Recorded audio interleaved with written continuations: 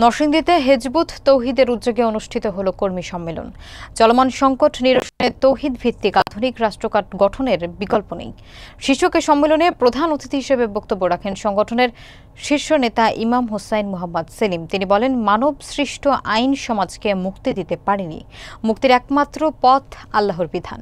অনুষ্ঠানে সংগঠনের অন্যান্য শীর্ষ নেতারাও তৌহিদ ভিত্তিক রাষ্ট্র গঠনের প্রয়োজনীয়তার উপর গুরুত্ব আরোপ করেন।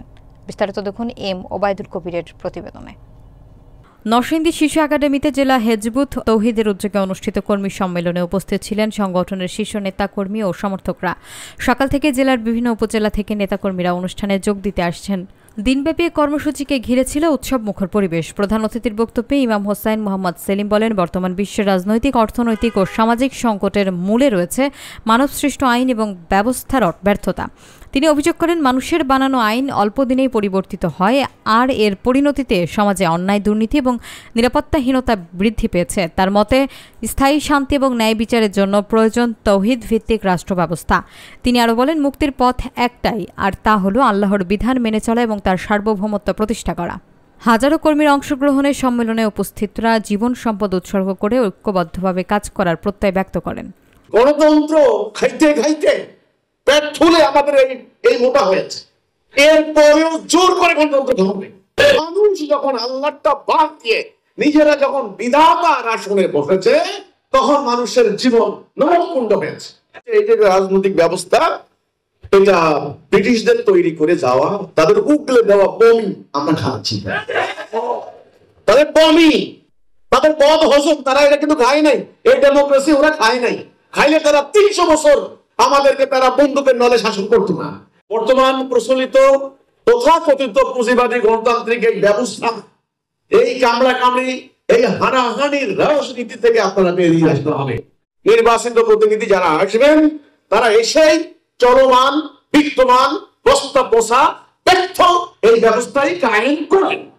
ভিত্তিক অর্থ ব্যবস্থাকে বাদ দিতে হবে।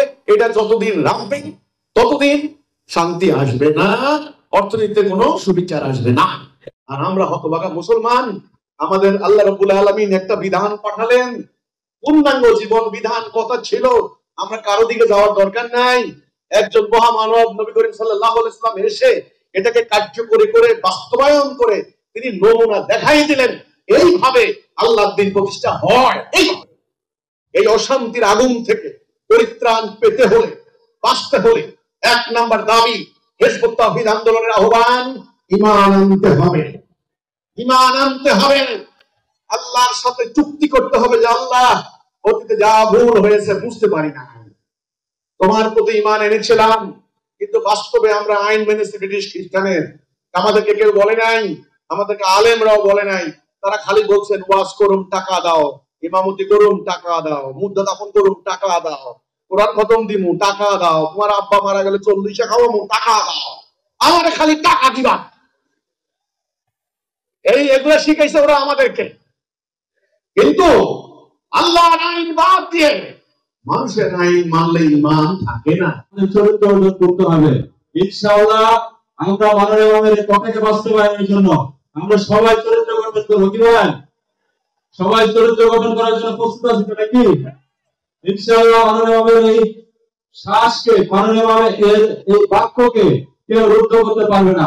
মাননীয় ইমামের এই বক্তব্যকে কেউ দমিয়ে রাখতে পারবে না। ইনশাআল্লাহ আমরা লক্ষ লক্ষ ভাই বোন, ইনশাআল্লাহ আমরা ইতিমধ্যে শপথ দিয়ে নিয়েছি মাননীয় ইমামের প্রত্যেকটা কথাকে বাস্তবায়নের জন্য আমাদের যা সিদ্ধান্ত নেওয়া আমরা ইনশাআল্লাহ নিব।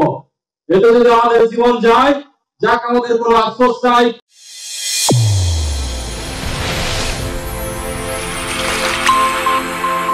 চ্যানেল A1 হৃদয়ের স্পন্দন।